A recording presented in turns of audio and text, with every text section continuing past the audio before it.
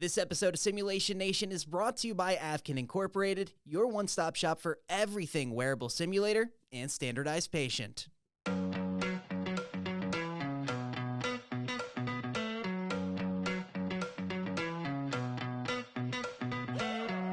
Hello, everybody, and we are going to be talking more about INACSL coming up this year in June of 2024. So we have Desiree Diaz that's going to be interviewed, as well as Sabrina Cook, to tell us a little bit more about what we can expect from the INACSL conference this year and some of the really exciting things that will be going on there.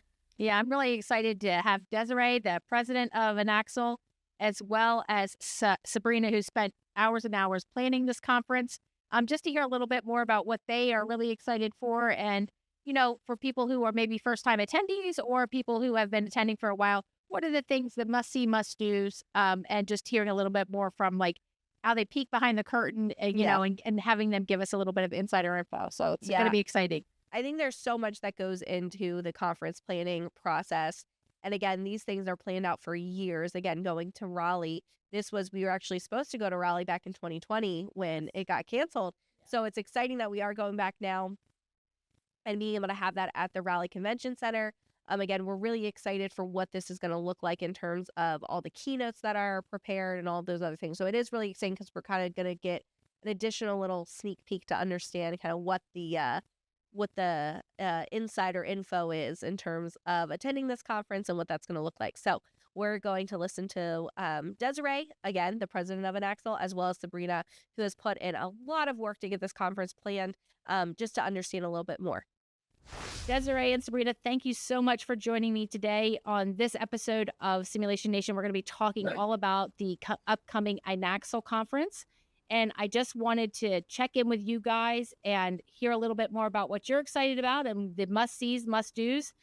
So I appreciate you being here. Could you guys both just take a minute to introduce yourselves and tell us a little bit about how you got involved in INACSL and how you are, what role you're playing as far as the conference goes? Sure, I'll start. I'm Desiree Diaz. I'm the president of INACSL currently. And how I got started in the organization was via a conference, actually. I was sent by my dean to learn whatever I needed to know to make a program, because we literally just had the mannequin in the box. I then became the unsung hero for our university. And while I was at INACSL, someone from the membership committee reached out and just embraced me and was like, hey, sign up for this committee. We need you. So that was my intro into the organization. I'm Sabrina Cook. I am the current chair of the conference planning committee for this year, going to Raleigh. You know, I've always known what it was, and, you know, it's been around because it's a great organization and you know about it. Getting into this role was kind of one of those voluntold things. You got to have somebody who kind of pushes you a little bit, right? Because I wouldn't necessarily have stepped into this role on my own, but I'm glad I did because I have so much fun. So do you want to share who volunteered? Laura Gonzalez. Yeah, I remember meeting with you and talking with you about it, and you were saying, yeah, Laura signed me up for this. And I was like, I could definitely see Laura being a great persuader. She's the reason I just got elected to nominations and elections. She's a good pusher. She's like, nope, you need to keep doing. Yep. Yeah. She's like Susie, where they build you, they can see the potential in you and they really encourage that out of you. So that's great. So this year's tagline is celebrate, innovate, and grow. So can you give us a peek behind the curtain and tell us why that tagline was chosen? So we start off with collaborate as our starting point. And really, INACSL this year has pushed to collaborate with our international organizations, with our membership, with our partners in the exhibit hall, with vendors. So really, it's about coming together, collaborating on healthcare simulation best practices and moving them forward. Sabrina, you want to take the other two? Yeah. And of course, innovate. You can't talk about simulation without talking about innovation. I mean, it's what we do all the time when talk to simulationists, and it's like, oh, there was a problem. We found a way to fix it. You know, and I think one of the great things about the conference is the networking and the ability to be like, hey, I had this problem. And somebody's like, oh, so did I. And here's how I fixed it. You know, and it's that idea that, you know, you spread those ideas and all that innovation. It's just so much fun. And of course, out of that, you grow. Like it's a ton of growth in what you are and who you are and what you can do. I think under people, especially last year when you talked to all those people that had never been here before, and they're like, there's so much information I can take back and use. And that's kind of what, so last year, all those things we were hearing, it was like, well, this is what we do. So this should be our tagline. And I think that's part of it too. Great. It doesn't matter which level you're at, there's room to grow. And INACSL provides that mentorship and that growth within that mentorship, which I think is just beautiful. Yeah. And then when you're ready to step into leadership, they also provide that opportunity for you as well. So yeah, that's fantastic. And I think a big thing, the idea of homegrown solutions, or the idea of finding a way to, simulate something that was really important for that particular institution, sharing those bits of information. I can remember at the university when I was starting my standardized patient program, I worked on it. And then all of a sudden I thought, I need to tell other people about this. Other people need to hear about what we're doing. And I think that's really a great opportunity at conferences such as this to really bring things in. And one of the things I will say that I noticed from last year, Sabrina, as well, is it wasn't just the nursing profession that was in attendance. We had a lot of sim techs there, a lot of people that were from, physical therapy or speech language pathology. So it wasn't also just limited or specific to nursing. I do think it does cater a lot to the nurse simulationist for sure, but it was nice to see that there were other disciplines there and they were learning a lot and growing a lot right alongside of us. So I think that's really exciting to see, how it's starting to spread. A lot of hospital-based educators were also there, more than I've ever seen before. I think that's lots where of it opportunities segues there, into for sure. the groups, the SIGs and the RIGs. And Sabrina will speak more to the logistics of when they're meeting. But for instance, the operations side or have just created a SIG, the leadership management. So for those deans and directors type of people, there's a SIG. And all of that really is birthed out of the collaboration that happens at INACSL. It's like, wow, you do have that problem. Me too. Or you're green in this area too. Let's a group of us get together to help each other out. And I think that's unique about our organization. Sabrina, when is the times, or there are times scheduled? I don't want to lock you in because we're still... Well, I want to talk about it because we're actually doing something a little bit fun this year with our SIGs. We're doing SIG Rush. So on Thursday, the chairs and the co-chairs of the SIGs are currently deciding what color their SIG is going to wear. And on Thursday, we're going to have everybody in matching colors. So it's going to be really fun to be able to look out and be like, oh, and then on Thursday night, we're going to actually have them all set up in the exhibit hall. So you'll be able to go in there, see our vendors, see the posters, and then you can talk with the different SIGs. Like Des was talking about, you don't always know who you need to network with, but then you go in there and you're like, oh, there's a SIG for that. There's already people. Like last year, that was one of the big questions I got was, how do I get involved? And I was like, get in a SIG. They're just small enough of event. Mm-hmm. And then so on Thursday night, you'll be able to see how many different ones we offer. I don't know if our rigs will be able to be there because, those are for our international partners. And so some of them may or some of them might not. But we're definitely going to highlight the SIGs for everybody to see where can you get. So when I was brand new in simulation, I did not know what a SIG is. So could you share what that acronym stands for just so that everybody, in case they're really, really green, they know exactly what it is. It's our special interest groups. So if you're interested in, like Desiree was talking about, if you're a dean or director, we have a group for that. If you're an APRN, we have a group for that. If you like virtual, we have a group for that. So it's really fun whenever people bring stuff up and we go, oh, we have a group for that. Right. And I think, again, it's a huge benefit to join those, especially the ones that you're either interested, if you think about interprofessional education, you're interested in something like that. If they have a SIG, you can join into that. But these are people that are interested in the same things you are, right? So you're finding some individuals that are maybe doing it a little differently, but this is a passion of theirs or an avenue of education that they're also interested in. You said, Amy, before you go on about the SIGs, but we also mentioned the RIG. And a RIG is the regional interest group. So that's a lot of our international partners in different regions. I do know the Caribbean Simulation Alliance, the Caribbean group, will be there. So be sure to check out a poster. They have a poster presentation on how that interest group became a rig. So they're just starting out, and this will be their first conference. Oh, that's exciting. That's exciting. Yeah. And I think that if you're from that area and you want to meet other people and you didn't know that it was available to you, or even if you're interested in finding out where the rigs are, I'm sure you guys can supply them with that information if they come up to the registration area. Is that correct? Great.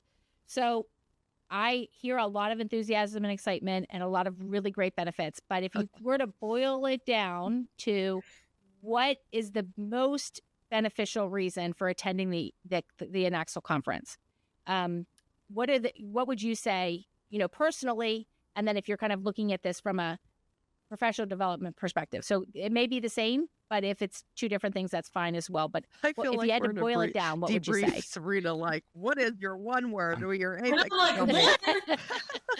Fair? Yeah.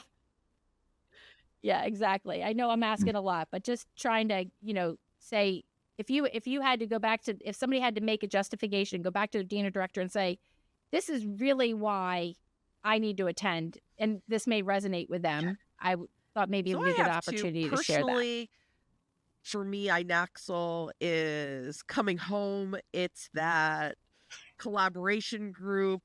When I literally say, these are my people, that's what I go for INACSL. We all attend many other conferences, and I get different things out of different ones, but this one is where I feel at home.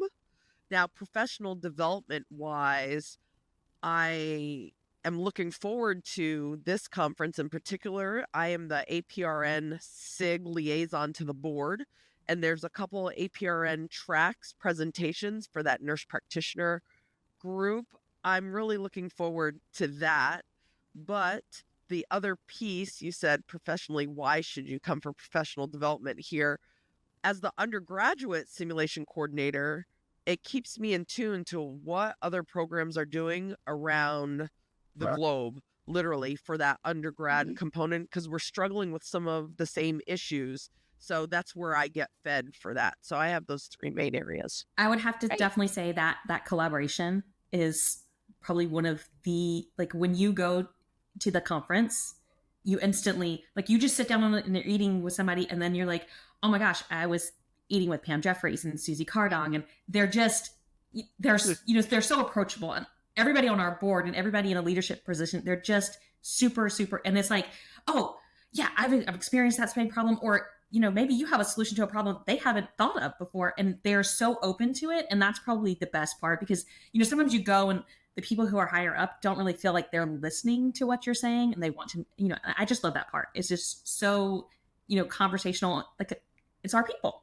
It's like, but what you should say to, your boss to justify why you need to be here for professional development, it's the variety. You were talking about how we had, other disciplines coming. We have the ones from the Caribbean, like, it's just, there's such a variety in what you can get. If you're teaching undergraduate, you can go to one of the APRN ones and be like, what are they doing in their APRN? Is it different? Is it better? Can it help us? Can we understand that some of our undergraduate students are going to that space, right? So they're going to the practice space. I had some practice-based simulationists last year say, it was really good to go and see what you guys are doing in undergrad, because then they knew what kind of nurse was coming to them. And when they used their simulation, then they were like, oh, sure. I can be like, oh, they already understand how to do these things. So when I build my program in the hospital, I can build off that. Yeah, I think that's a great point. Yeah. And when you said looking at the leadership, one thing INACSL really focuses on is, yes, we have a big research component, right? But the people doing the research are there at your fingertips. So talking to them about some of the nuances with their theories or what they propose also shapes future research. And it's such an awesome feeling to be, oh, you're so-and-so, you did that debriefing technique, or, oh, I get it. It's that feeling not of being starstruck because we're all there, but being so close to the research in which we use. And you don't get that at every organization. You never know who's going to show up at INACSL. Yeah. And I will say, Susie's no longer the editor-in-chief of the Clinical Simulation and Nursing Journal, but she is so well read and so well versed that when I needed help with, hey, do you know any research about this? Or can you help me with, a reference article for this? She can typically point you in the right direction. And I think that that's fantastic. Now, Desiree, you said you started off as the one individual simulationist, get the mannequin out of the box, figure it out, right? That was me as well. But our professional development budget was so low that it was really hard to justify the transition to investing in a conference like this. And the one thing I'll say is that the main justification that I would give annually to attend conferences such as this, because they have a price tag, is the fact that you are the only, especially if you are the only person that is getting any professional development at all in this methodology.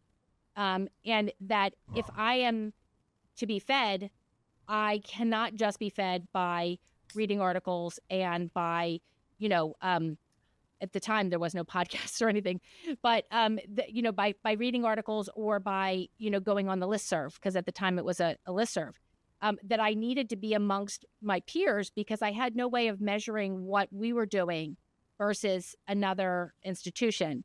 And we were doing some cool things. I definitely believe we were doing cool things, but I had no way, if you think about evaluating a faculty member that's in simulation, it's different than evaluating a faculty member that is not necessarily in simulation, because we do something very different. Our methodology is different. We are being held to standards of best practice that clinical education is not necessarily held to. And so it's really important as an individual that you are out there rubbing shoulders with other simulationists and hearing what's happening, going into the exhibit hall and, seeing what the vendors have to offer. There's every year it changes, every year it's different. So I would 100% agree with that, but I do remember having to justify it. And that was the yes. I finally got the yes. They found the money in the budget once I, mentioned that. So again, if it helps anybody that's listening, I don't know if anybody out there is a one-man band, but I know I have talked to several that are still working, kind of isolated. So the ROI, right, Amy? It may help. When you're asking someone to invest in you and fill your cup, I used to have to justify, why are you sending me? And then I gave the outcome measures. Let me present at faculty, help people get on board with you, or at least value what you're doing, because then they might have the funds.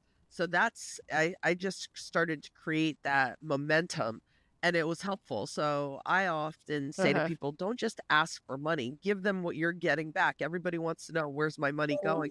Well, when I come back, I'll do a 10-minute presentation. I've done them when I was at the hospital setting for the auxiliary fund. That's how we funded our first mannequin in the hospital, community hospital where I was at. At the university setting, it was, well, let me just show them, not asking them to do anything. I want to show them what can be done and then develop that. Excellent. All great ideas. And again, I think that even for people, I remember talking to a simulationist that had several simulationists in their sim center, and she said, I don't think my dean or director necessarily understands that there's multiple different places that you can go for presentations in each hour. In other words, we don't need 3 people there because you can go and come back and tell us. It's like, no, there are like 20 different options. I can't go to all 20 at the same time. So that's another, again, I think showing them what the agenda is and what the opportunity is, it does justify multiple people attending as well, if it's at all possible. Can you tell me a little bit about this year's keynote speakers? Why were they selected? What was the thought process, or what was the behind the curtain peek for that one? So this year we have our 2 keynotes. Well, we have 3, but the Hayden Vanguard, I'll let Desiree talk a little bit more about. Our opening keynote, we're super excited. It's Kevin Pemberton, and he's going to talk to us about enhancing patient engagement with data and AI. We talk about AI a lot and how it can be used and all the, but I think one of the fun things is he's going to help us understand how we can leverage our data, because, we were just talking about ROI. Excellent. How do you show really great ROI? Yeah, You leverage the data. Who in simulation has time to suss all that. No one. I've done the one-man band plenty of times. It's all you can do just to do what you do, but you have to show them why is it important. So I'm the one-man band. Like, how do I leverage the data to show them that I need a number 2, right? How do I leverage the data to show them that we need a number 3? How do I show them that we need an operation? The different levels. We were talking about the different people and who you are and what you do. So I'm super excited to see how he tells us. He helps us with healthcare organizations right now and how they're leveraging their data, and they're using AI to work smarter, not harder, right? Which we say all the time.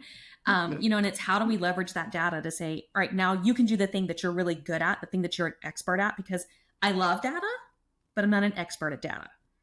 So having someone show me how I can use tools to then let me do, I like the fun if we're a simulationist, we all like the fun creative stuff, right?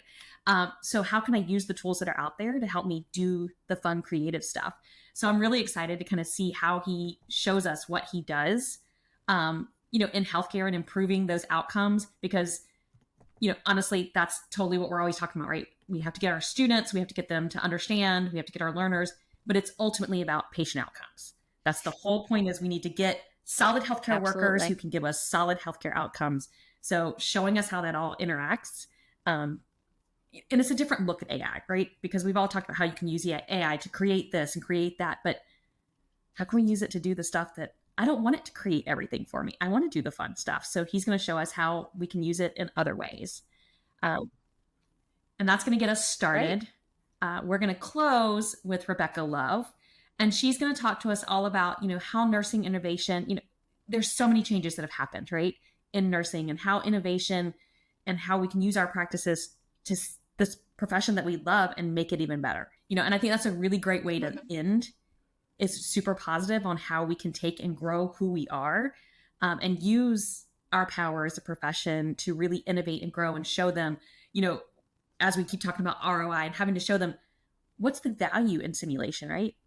The data's out there to tell them how valuable it is, but always getting them to understand. And so having someone help us understand what are the ways we can say that to tell our leaders, simulation is important and we need to grow it.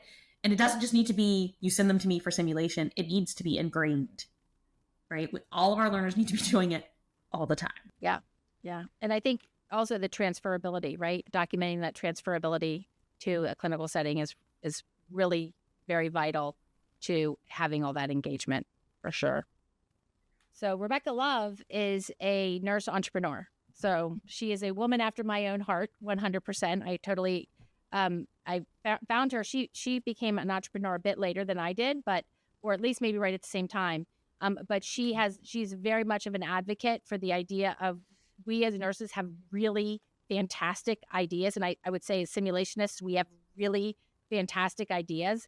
But if you put that nurse in a room with software engineers and engineers, really good things happen. So she does a lot of really cool stuff with that. Again, that's probably not exactly what she's going to speak to there, but she has really very, very poignant ideas about including nurses and engineers and software designers in the same room, because that's where, in her belief, and I believe it to be true as well, that's where true change is going to be made. I talked with her, and hearing her talk about, the first time she went to a hackathon and didn't even know really what it was she was going to get herself into, and then realizing she was the lone nurse. You're in this room with all of these CEOs and CFOs and, these higher level individuals, and they didn't have the connection, and then it was like, oh, how do I get more nurses part of this? And I was like, that is exactly what we are here. Like, INACSL is all about how do we help each other grow and be, and so it was kind of a no-brainer. Like, hey, you want to talk about how we make those connections and how we grow and how we, she stepped out of her own box, but some of us need a push. I needed a push, but then you find your network and you find your people and you realize, oh, we could do this. Right. Yeah, absolutely.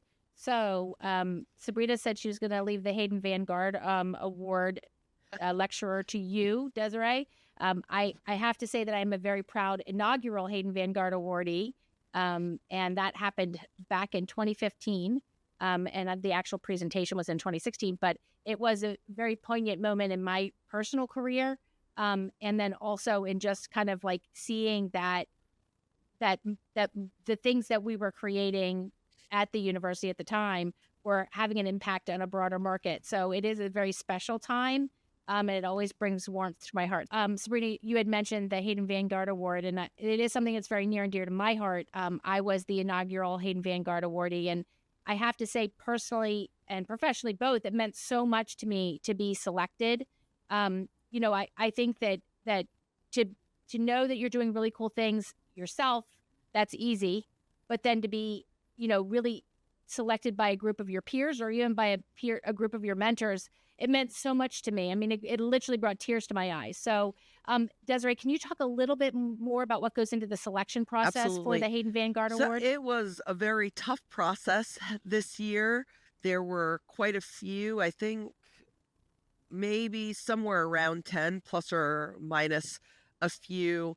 Every person that submitted had to submit a video on top of a personal statement, really looking at what is their innovation, what is their contribution to the science. So it's not just one person, thank God, that had to review all of these that came through. So there are the president-elect, immediate past president, members from the CPC committee. I think there's a total of 8 people that review all of the applicants for the Hayden Vanguard lectureship, and it's blind. So I have no idea what other people scored until the very end, and it gets compiled somewhere else from Smith Buckland, and then they let us know if there was a tie or something like that.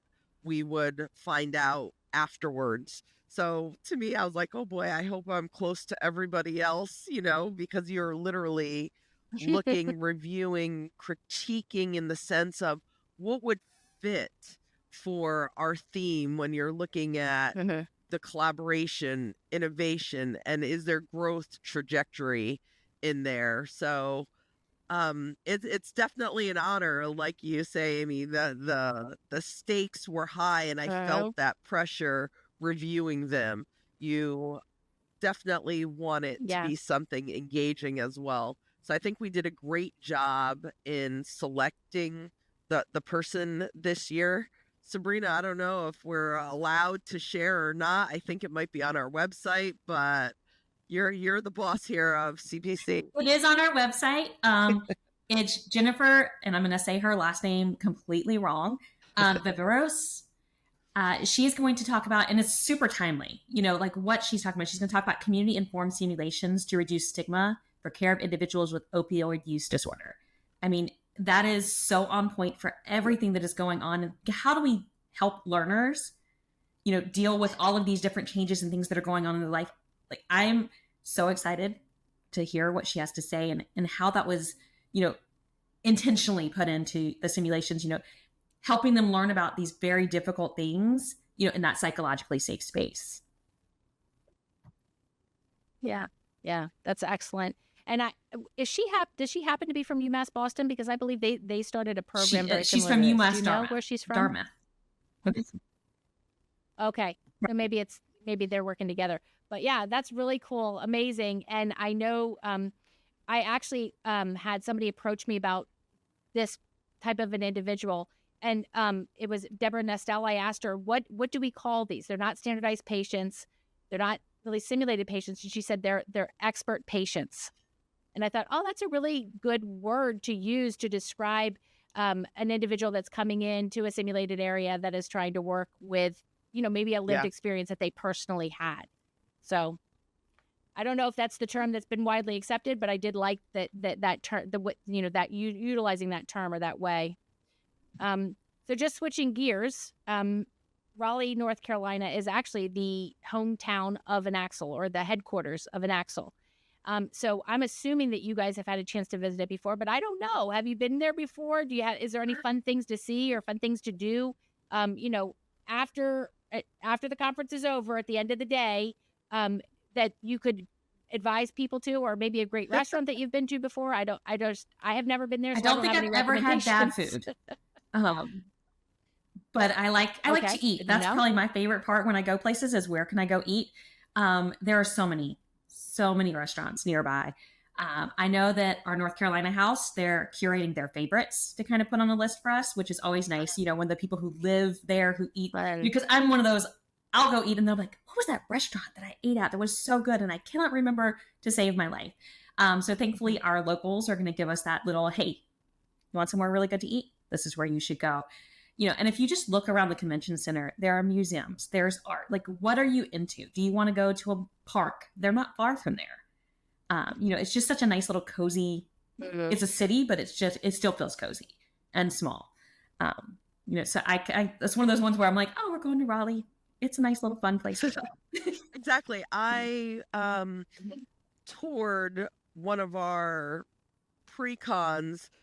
So Duke, where Nikki Blodgett, who is an incoming board member, so that's great. She is allowing us to utilize her facility for one of the pre-cons, and that was fabulous. Literally, I was like, wow, so nice. You know, almost like in that Wonderland space. So when I was there for that eatery, I'm a foodie, so there's not a bad spot, like Sabrina said, for that Raleigh area. And it's just quaint. It's like a quaint little area. Yeah, that's exciting. You both have said the same thing. So whenever you're going to a conference, typically you're not able to find those quaint little areas. So I'm excited to see all that Raleigh has to offer us.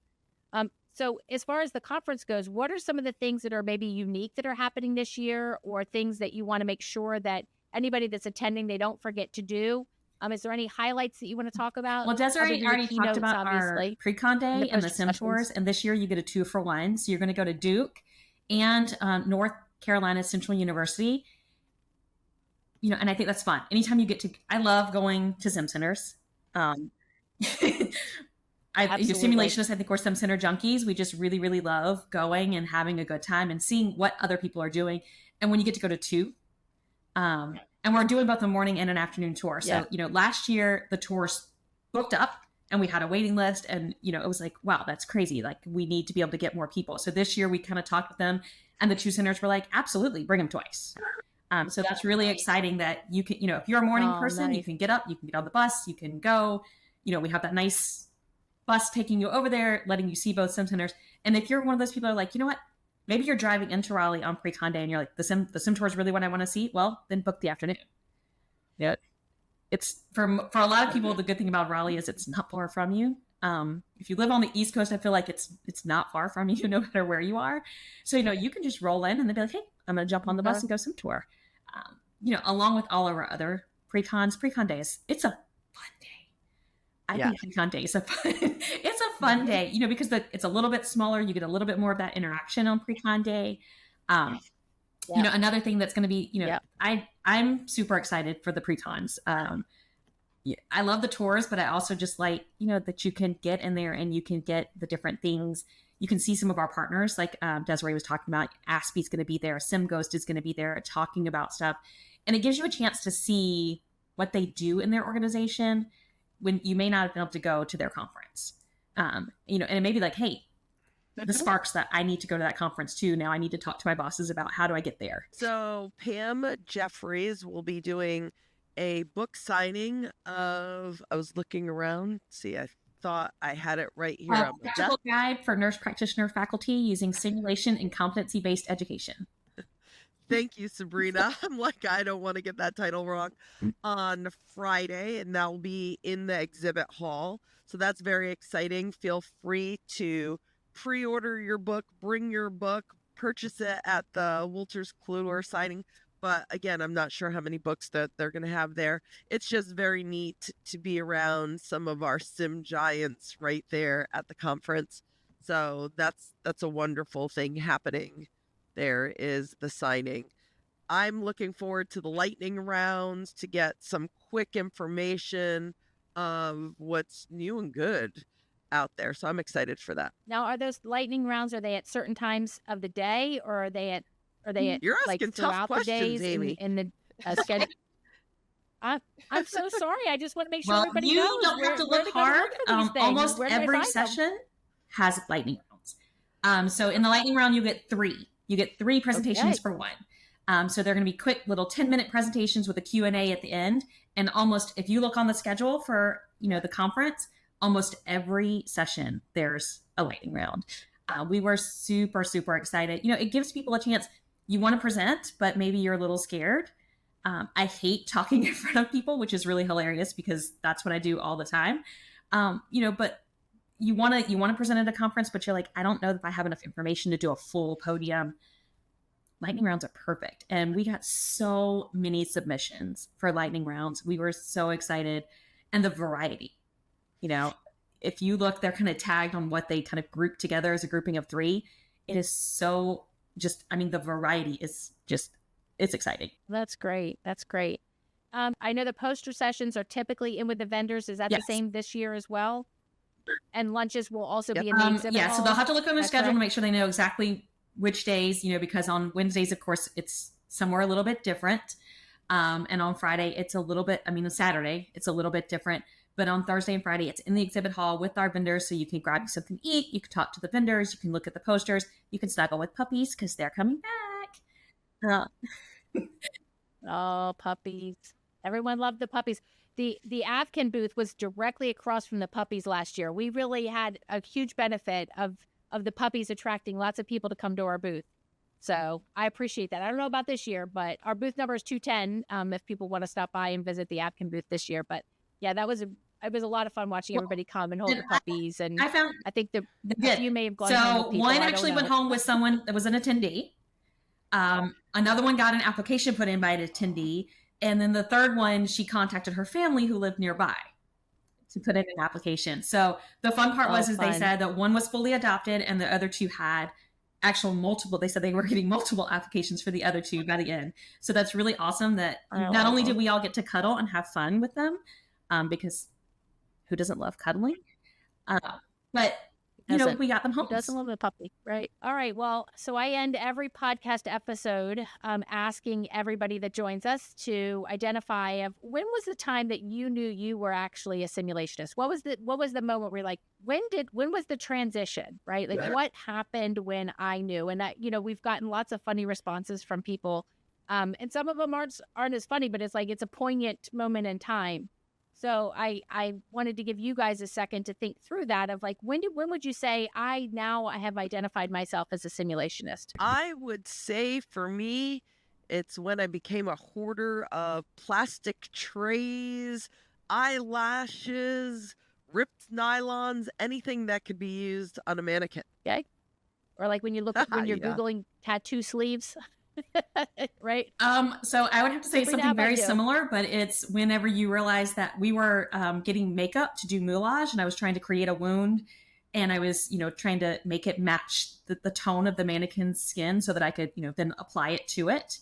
And I'm at the store with my children who are holding up concealer, going, "Mom, is this the right color? Or is it too dark or is it too light?" And I was like, when you're a simulationist when you have and my husband walks around the corner, he's like, "Boys, that's not the right one. It's probably this one." That you're a simulationist when you've gotten your whole family who are not healthcare at all involved in helping you pick out the stuff so you can make moulage. Yeah, that's true. My family definitely got very involved in the moulage aspects of it. They got really excited about it. So, well, I want to thank you both for joining us. I'm really excited about the conference that's coming up in just a couple of weeks. And we hope to see each and everybody that's listening to this podcast to attend. We're really excited about that. But we also want to encourage you to invite your friends because that, again, this is all about collaboration.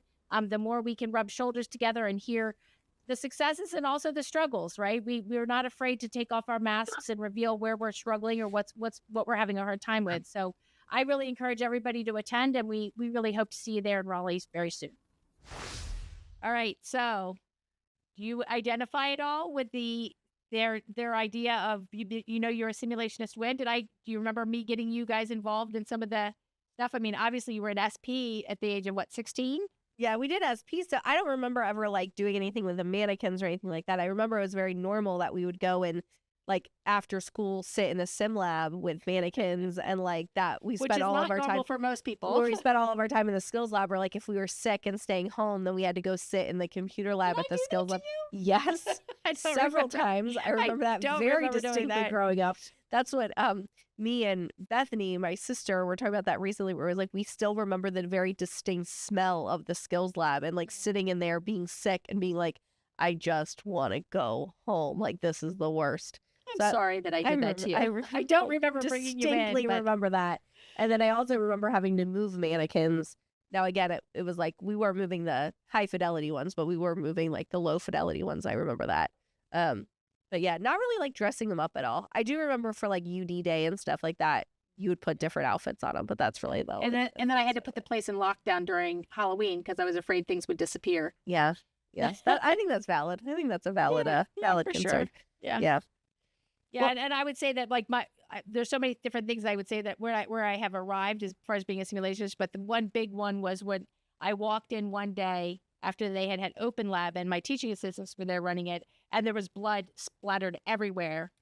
They had like they had put a bag under pressure and it exploded, and obviously they weren't quite sure what they were doing, and so that was one of the days where it was like I wasn't like grossed out, freaking out because there was blood splattered everywhere, but it was like, definitely this is just normal. Definitely a normal day where Tuesday. I'm cleaning up some blood. Yeah, no most problem. people would be calling the police, and I was just like, time to clean it up. Yeah. Yeah, that happens, For sure.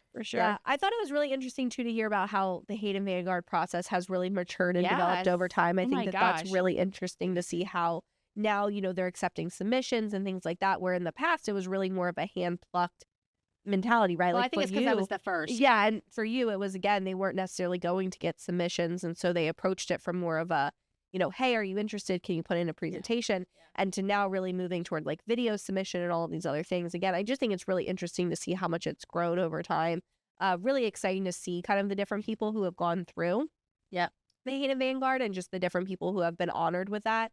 And lots of different applicants, I mean, just again, at the time when I was selected, that was all brand new, right? Yeah. But what an incredible honor to be selected as inaugural one. But now, I think it would be fun to kind of apply for the process and know that you're in competition and that you were selected as first. Again, I'm really excited to hear that lectureship and also the other keynotes that she talked about. Mm-hmm. I think that there's a lot to be had out there, and we so many times as far as the simulationists, we don't take a pause and just reflect on what we're doing or spend time with other people and think about. What can we do to improve education? Yeah. So this is really one of those times to really, make it appeal to your dean or director that it's worth the investment to spend time. For me, it was hard to get that money for professional development, but talking about that return on experience or return on investment on their part, I think Desiree had a really good idea of like reporting back of these are the things that I went to. This is what I learned. These are the big trends. This is what's happening in the exhibit hall. Again, shameless plug, Avkin booth 210. So come see us. But it is one of those things of if you're not out there rubbing shoulders with other people, because typically most simulationists only have, if at the most, a couple of other simulationists that they can compare themselves. And this is an opportunity for them to get out and see what other people are doing and hear about it. Yeah, and I think it's also a really great time to compare notes, because I think that as simulationists, oftentimes we are the only ones that are in our sim center, or again, we have a small team of people who we work with.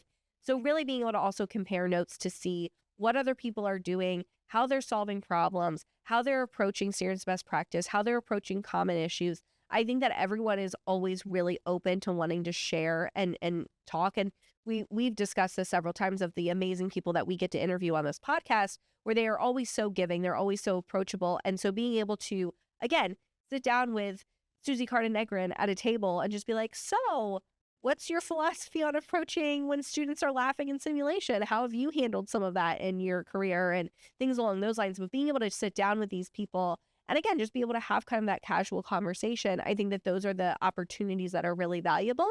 And I would just encourage anyone who is coming to INACSL for the first time, or maybe it's your first few years there, or just starting out in sim, to really, again, connect with people, approach people, ask to sit down with people at their table. Again, for the most part, simulationists are just very warm, welcoming people and want to share their knowledge and their information. And so again, that is another option.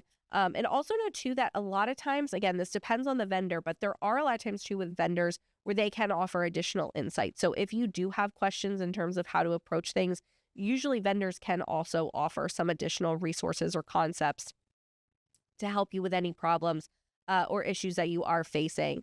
And then that does help with being able to go back and again, kind of like understand how other people have approached those issues or those common struggles. And it gives you a platform to be able to chat about it. And I do think going home and almost putting together a presentation, a proposal, setting up a meeting to go over what you learned from that investment is super rewarding, opposed to waiting and then saying, well, I learned this at that conference, you know, a year ago or 2 years ago, whatever. It's kind of like you're showing them this is the investment that was put into that conference. Yeah, I thought that was a really good point. And I think the other big thing is, you know, you talked about Susie Carr-Niagara. There's several, you know, Pam Jeffries, she's going to have a book signing there. But there's several people that are going to be at this conference that were really there from the inception of simulation. And I don't know how many people get to say, hey, I had lunch with one of the, I call them grandmamas, but one of the founders or one of the giants that we have in simulation. And they will talk to you just like we would talk to you, right? Like they're just people. And I think that that's so incredibly amazing that you still have a resource of people who have really been there from the beginning, can kind of talk about what it was like in the early days before there were standards of best practice and things like that. I'm one of those people, actually. I wouldn't consider myself a grandmama, but I definitely feel as though there before the control room. Feel as though there was definitely some things in there that got modified along the way. But because they are so approachable, you can ask them those hard questions. Susie Carr-Niagara is literally like a book, like a resource of, you know, if you need research on certain topics, she knows exactly where to point you. It's just, again, it's amazing. They're approachable. Please spend time talking with them and, you know, don't be nervous to approach them. And there are a lot of other people that are going to be there with lots of years of experience. So I encourage you to collaborate, just like they said, as far as like their tagline for this year. Get out there, collaborate, find innovative things in the exhibit hall, and then, you know, spend time in those conference areas or in those meeting rooms, listening and learning. And you know, if you're in one and it's not exactly what you were expecting, you definitely could jump over to something else. So have maybe a first and second and third options available to you for each hour that you're there. And just so everyone knows, at the Avcon booth, we are going to have Simulationist stickers there. So again, if you are interested in having those, I know every year they get sold out within the first day. So don't just sell them. Well, they're free. they get taken within the first day. So just be aware of that. That if you do want your Simulationist stickers, you got to stop by the Avcon booth day one, or else they will not be there anymore. So they have fun little sayings on them. The definition of a simulationist. We have some fun ones about INACSL standards best practice, well, healthcare standards best practice. So again, just stop by, check out our social media. There'll be more on there. We will be going around and putting t-shirts throughout the exhibit hall. So again, you can kind of go and find your own Simulationist t-shirts that we'll have. So it's kind of like a little scavenger hunt that we'll be having. Everybody that finds them loves them. Loves them and then wants to order more. So again, feel free to come by the booth and just chat with us about the different offerings that we have. And the Simulationist tote bags will be back again this year as well. So if you are looking to have a tote bag that has the definition of Simulationist on it, that will be there and available this year as well. So feel free to stop by, see a birthing simulation, as well as we are partnering with iSimulate to show their CTGI monitor and how that combines and works alongside of the AvBirth. This is the first time we're doing this. So we're really excited to kind of see how this is going to go in terms of being able to highlight both equipment. Again, the guys over at iSimulate are fantastic and just so knowledgeable. And again, this is another great way of getting connected to just see some of the new technology that's coming out at INACSL and just kind of the new things that are happening. Yeah. And for those of you who don't know what a CTGI monitor, essentially it's a fetal heart monitor. But they call it something fancy and I can't remember off the top of my head right now. It's one of those things. But come check us out. We'll also be doing the AvTrach demonstrations, but the AvBirth is always the one that is the creme de la creme. Everyone really enjoys that. So we're excited to have you stop by our booth and check out what we're doing and maybe even find one of our t-shirts in a scavenger hunt. All right. Well, we'll see you next time.